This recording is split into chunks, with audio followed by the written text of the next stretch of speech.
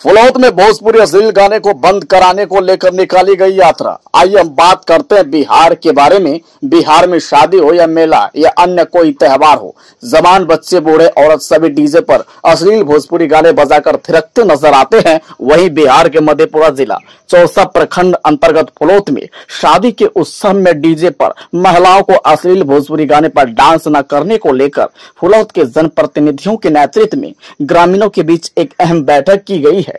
सभी ग्रामीण व जनप्रतिनिधि एकजुट होकर ध्वनि यंत्र के माध्यम से महिलाओं को शादी विवाह व अन्य त्योहारों में अश्लील भोजपुरी गाने पर डांस न करने की बात करते हुए पूरे गांव का भ्रमण किया। इस यात्रा में बहुत सारे गणमान्य सदस्यों ने हिस्सा लेकर एक महत्वपूर्ण फैसला लेने का काम किया है।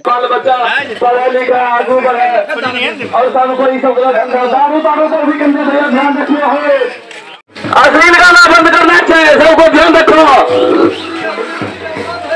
सबको ध्यान रखो भैया, सबके जिम्मेदारी बने छे।